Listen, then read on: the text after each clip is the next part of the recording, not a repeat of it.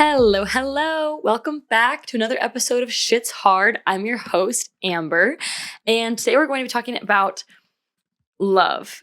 And I don't think this is going to be the episode that you think it is. Fair warning, it might be a little depressing. Sorry for that before we get into it. Just going to let you guys know where I'm at right now. This is the second time I've recorded this episode because I'm having some technological issues. And long story short, I lost the file from the first one. So this is a very last minute thing where I was getting ready to just edit. And then I realized that I didn't have anything to edit. So I'm going to be getting a new laptop soon, I think, so I can start to avoid this issue because I feel like every week I'm having some stupid technology issues. It's because I'm working on Windows still, and Apple really doesn't like to make it very easy to transfer stuff between Windows and Mac and shit. So whatever, I might get a Mac. We'll see. Either way, we're going to bust out this episode. I'm trying earlier, 10 minutes ago, I was trying really hard not to start fucking crying because I lost that file, and it was definitely my fault, by the way. But this is one of those moments where I was like, Amber, you're being tested. I was like, you can sit down and cry for the rest of the day and get nothing done. Or I was like, you can get your fucking shit together, get your composure, and record the episode again. It's fine. It's not a big deal. We can just record it again. It always feels like such a big deal to re-record the episode because I already did it. And I also I love keeping the first take because it's a little more authentic and raw. Always if I try to do something the second time around, it's it's not ingenuine or anything like that, but it's more professional and cleaned up, where I kind of want this podcast to be a little bit natural and a little bit more just ride the wave. I want it to feel like you're just hanging out with me. And so I don't want to think too much about what I say. I just want to say it. This is a good episode for that. This is going to be a pretty raw and honest episode, which is why it's going to be a little bit depressing, but that's okay. It's fine. We have the peaks and valleys, so it's totally cool. So anyways, today we're going to talk about love in terms of, the breakup, how I'm feeling about love right now. We're going to go over some mistakes I feel like I made in my last relationship, a little bit of reflection on the last, we've been broken up for 2 months now. So a little bit of reflection on kind of the whole relationship as a whole and what I see, in the past 4 years. We're going to talk a little bit about my relationship fears and faults and just shit that I feel like I kind of fucked up. So whatever, let's get into it. I had to make myself a latte for this episode so I could record it. I had to make myself a little treat so I would avoid crying, which I didn't cry. So look at me, in control of my emotions or whatever. I did have a bit of a little panic attack, but it was fine. It was controlled. And I was like, you know what? I just need to put on some music, do a little dancey dance, and then hit record. So that's what I did. I got myself in a better mood, and I'm trying to look at it as this is an opportunity to re-record the episode, Amber. Maybe the first one, the universe wasn't ready for that one. This is an opportunity to redo it and make it better and say anything that I wanted to say. So let's do it. So let's get into it. Basically, what started this episode was a couple weeks ago. I woke up feeling unhinged, per usual, and I opened the box of his things. It's not a box. It's actually just a manila envelope that says Corbin on top of it. And there's 2 of them, actually. And it's just all the notes that he ever wrote me when we were together. So literally before I even brushed my teeth, I have no idea why, but I woke up in my bed and I was like, I'm going to get this out. So I got it out, spread it out my bed, was looking at it, I'm looking at all the notes or whatever, and there's a lot of I love yous and always and forevers, and that can obviously feel a little painful to think about that. But what I noticed when I was looking at them all spread out on my bed, I was like, these are all from 2 years ago, which was kind of even more heartbreaking because we just broke up 2 months ago. And I was just like, yeah, none of these are recent. And that kind of hurts too. So it just was that reminder of him and I, and both of us. I'm not shitting. I want to be very clear. We're not shitting on Corbin. We're not shitting on my ex ever. But like, it was just like that reminder of like, fuck, like we really did drop the ball that last year and a half. And it was both of us, a team effort, but like, fuck, like I didn't even realize this until like hindsight's always fucking 2020. And it got to me thinking about like flowers and such, and like my past birthday and his past birthday, and how we both really dropped the ball on that. And, things like getting flowers, the first 2 years, even if I go through my photos, the first 2 years, he was getting me flowers like at least like once a month or something, I would say. And I would always take a picture of him holding them. But again, like those photos are 2 years old. There's no photos of that, of the past like year or the year before that. So like, I don't know. It's just like, really fucking sad. This whole thing is just really fucking sad to me. Because it's just like, fuck, we really did like drift apart. And like, I just don't even understand how that happened. And like, it feels to me like there's a very big divide between the first 2 years and the last 2 years in terms of like, just the relationship dynamic to me seems to have changed after the first 2 years. And what I want to say about that is, looking at our relationship and the timeline and how things happened, a lot changed after our literally after we were 2 years in. So when we first met, we were freshmen in college. Neither of us had a job. Full discretion, both our parents were paying for both of our colleges. His were only paying for the first 2 years, though. So that's a factor. So when we met, we didn't have jobs. We had nothing to do. We were just in school. We were in the same degree. So we just saw each other all the fucking time. And we were very young and in love, like very fucking annoying. Like if anyone's listening to this podcast who knew us freshman year of college, I'm sorry.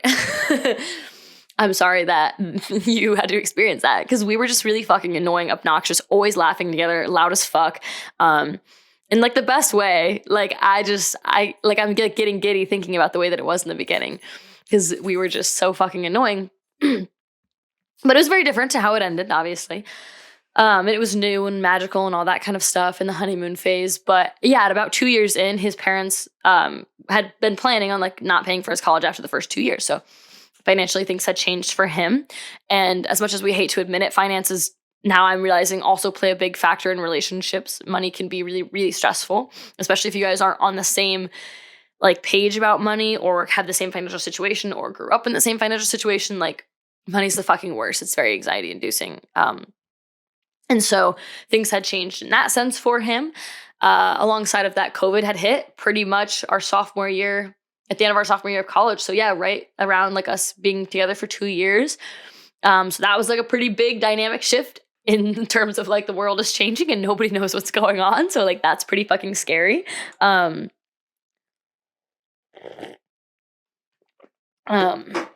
so let me think, where was I going with that? Oh yeah, what else changed? Dogs. So after sophomore year of college, it was like COVID and all that stuff, and his mom was getting really busy and like basically couldn't really care for his dog anymore. And so we kind of were like, all right, fuck it. We're like, yeah, let's take her to college. We're literally we're literally doing school at home. We're home all the time. Yeah, let's take her. So we took in his family dog together pretty much. I mean, we were living separately at the time, and Princess, that's my dog, the German Shepherd, ended up living with him. It's his childhood dog. And then she ended up connecting to me. So later on I took her. But anyways, so we got her together. And then maybe after a year of having her, we got King together. So that was like a responsibility that we kind of shared together. I mean, it was his dog, but like he still had the responsibility of like, you can't leave the house for more than like 6 to 8 hours at a time. You need to come back and take her out and whatever. So that changes the dynamic too. So a lot of things changed after we hit 2.5 years, just in life in general, in responsibility, financial responsibility, taking care of the dog, whatever. And I never realized this before, never had really thought about it, but that's a lot of stuff to change in a relationship and to kind of like keep track of. And again, we were very young and in love to where I think we didn't really know how to like, after 2 years, after 4 years, how to like keep prioritizing your relationship and all that stuff.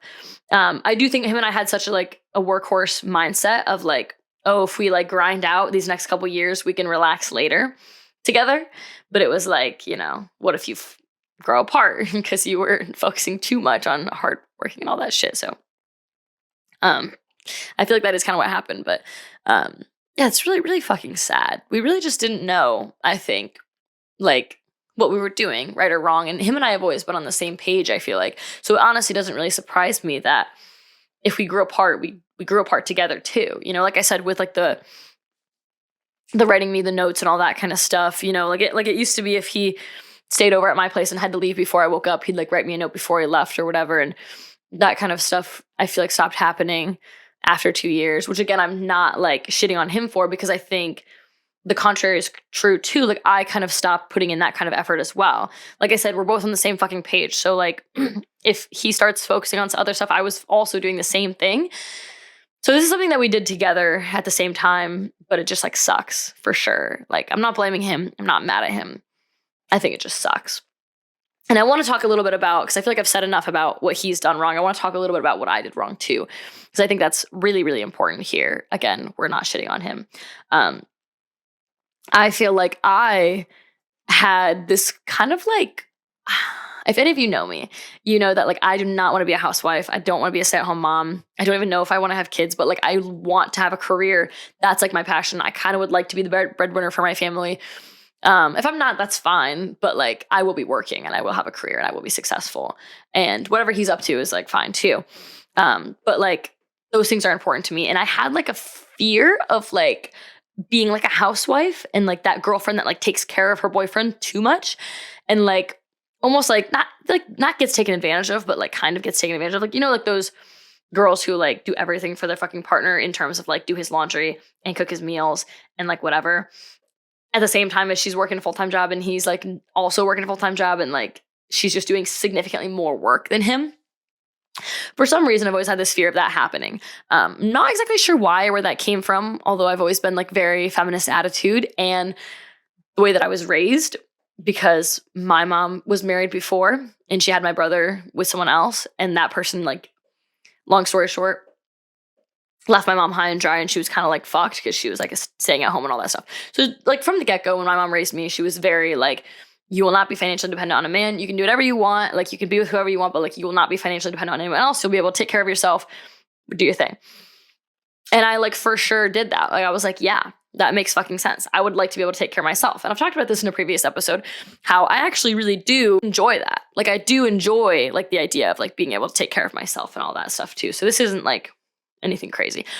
But I do feel like to a certain extent, it made me do less for him for fear of like fear of getting into that routine and that cycle of being that girl who like is like raising her boyfriend, if that makes sense. Mind you, Corbin is nothing like this. Like for me to even be like worried about that is crazy because Corbin is not very dependent at all. Like he's very doing his own thing. He didn't ask very much of me. He was never asking me to do his laundry, cook his meals. Like he was never asking for or accepting anything like that. He actually would prefer I didn't do shit because he always thought I fucked it up. Like he would not want me to do his laundry because I would fuck it up, which I did fuck it up one time that I did it. So that's kind of valid. But anyways, yeah, he never let me he never let me let that go. Hold on. How did I fuck up his laundry? If you're wondering, we were freshmen in college. And so he was living in the dorms. And so we had like the shared laundry on each floor. And I don't know what he was doing, but I was like doing him a favor. I was going to go like switch out his laundry or something. And he was doing like 6 loads at a fucking time. I swear to God, he was doing so much. And so I took some of it out and set it. I don't know what I did. I forgot about it. Long story short, I left it in the dryer for, for a long time, like a week, I think. And no one even, this is so funny. Him or nor I noticed that I forgot because he did like 4 loads. So what do you if you do 5 loads of laundry, then you're not going to notice if one's missing. So a week passed until he literally went to go do laundry again. And when he went into the laundry room at his dorm, he saw like some clothes on top of like the dryer. Cause you know, like people will take it out and just put it elsewhere if it's in the way. And so he saw like a pile of laundry there and then he's looking at it and he's like, I have that shirt. And then he's like, wait, I have those shorts. And then he's like, wait, this is my fucking laundry. That's so fucking funny. God, he was so mad at me. He never let me live that one down. Surprisingly, all his laundry was there as far as we know. No one stole anything. So yeah, he definitely didn't want me doing his shit because he thought that I couldn't do it right, which is true. But that's something that I think that I did wrong in that relationship was I like purposefully would be careful about doing things for him, like cooking him a meal, getting him food, like doing something like parental or like taking care of him, like doing his laundry or cleaning his apartment for fear of that, like that becoming a habit, which was really toxic of me because that was like me pushing my own fears onto my relationship and like pretty much standing in my own way of progressing my relationship and making it better and making our bond stronger, because you should do things for your partner. And I expected that out of him. So why would I not do that in return? And like, I think what the ironic thing is, and I thought about this the first time I recorded this episode, was I feel like I actually asked a lot out of him. And he would totally agree. Like, if he's listening to this episode, he's definitely like, yeah, no shit. And we talked about this a few times. Like, if I needed anything hung in my room, just like a mirror, small or big, shelves, whatever, something at my apartment done, the cabinet fucking door fell off in the kitchen, which did happen because it's like, was kind of not a shitty apartment, but a little bit cheaper. It just was like expected that he was going to come fix it. Like, I was like, okay, Corbin's going to get that next time he's here. He's going to bring his tools. He's going to hang this back up. He's going to hang that mirror. And even if my roommates needed something, I would expect him to like hang their shelves for them if they needed that. Which, don't get me wrong, like if you're a boyfriend and you have a girlfriend who has roommates, you should do things for her and them and her friends and whatever. But like, but he was always like doing shit like that for me, even when I like definitely could do it myself. And even he sometimes was like, why are you even asking me this? Like, you can definitely do this on your own. And I was like, I don't know. I think partially I'm lazy and he does everything right. Like ladies, get yourself a fucking Bob the Builder one. I'm telling you, like, he was a Bob the Builder type, could fucking build anything, built me a vanity one year for my birthday, like was very good at all that stuff and was very like precise about it. So like if I had him hang something on the wall, it was going to be level. That's for damn fucking sure. If I hung it on the wall, it probably wasn't going to be level. Let's just be real here. It probably was not going to be fucking level. So that's mostly, I feel like, why I liked it when he did stuff for me, but also because I think it made me feel cared for and loved. And it was like so fun to like have a partner to like do stuff for you. And it like, it's like, you know, it feels like that's a love language, is like acts of service, I think is the one. I don't fucking know. Where like it just felt good for him to like do that for me. And I expected that out of him often enough to where I should have been doing the same for him, but he never expected it out of me. And I feel like maybe that isn't his love language, probably wasn't acts of service. But very much so, like I would absolutely, like if he was like, hey, you know, can you come to my apartment and like switch my laundry over or whatever? I of course would do that for him, but I would be very specific to like make sure he knew like this wasn't a reoccurring thing, which was like kind of dramatic of me, I feel like. And I did this often, like especially now I'm looking back, like in hindsight, I was like constantly thinking about not becoming his little housewife who like does his laundry and does his dishes and like whatever. Which again is interesting because he was not like that at all. He was not like telling me to do the dishes at his apartment, like ever. Like he actually is a really, contrary to popular belief about like the typical man, he actually is like a really clean guy for the most part. Like I'm like thinking, I'm like, was he? Like he was keeping his kitchen clean all the time. That wasn't something that I like came over and was like, you're fucking disgusting, you need to do this. Like, no, he did that on his own for the most part, cleaned his own apartment, like kept the kitchen clean. Like he's a pretty organized guy in general. So like, it's not like he was like a slob and I was coming over and I was like, you need to clean. And he was like, no. And then I did it for him. Or he was like, okay, fine, I'll clean just for you. Like that wasn't it at all. He like, even right now, he's definitely has a clean apartment, like for sure. But that's something I'm going to work on going forward, is like, I guess like letting myself be a little more vulnerable and recognizing that if these are fears that I have, that's totally fine and that's valid, but I shouldn't let it dictate the decisions that I make in my relationship, because I don't want to be led by fear. And that's a way that I could have showed him more of how I loved him and how I cared about him. And I didn't do that specifically. And that's fucked. And I don't want to do that again. So those are things that I'm kind of learning and trying to reflect on myself and how I can be better next time around. But I'm feeling like there's not going to be a next time around. And I know we're going to get cynical for a second here. I'm just thinking about like love in general and what that means to be in love. And it's a choice, it's a feeling and all this shit. Obviously love is a choice after a while. After you guys vibe together and whatever, and you're going to get 2 years in, it's like you start to have to like make the choice to love that person and to care for them and to prioritize them and whatever. But I guess for me, it just feels very like, how did that happen with us too? How we just like slowly stopped giving a fuck about each other. You know what I mean? Like, how did we slowly just start to put each other lower and lower on the priority list? And this is something that happened to us both at the same time. I'd be curious to know what he thinks. I'd like to know, but I also know that's none of my business. And if he doesn't want to talk to me about it, he doesn't have to. But I'm having all this like hindsight 2020 shit now of things that I've thought about that I didn't think before. So I'm appreciative of having this podcast at least and having an outlet for me to like air those things out. But anyways, like in terms of like the way that we started and the way that we clicked immediately, and I don't believe in love at first sight or any of that bullshit or soulmates anyways. I think there's many people out there that I could vibe with for sure.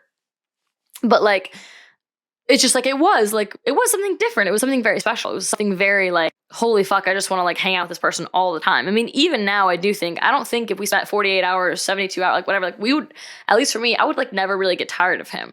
Like I could hang out with him for a long time and not get annoyed.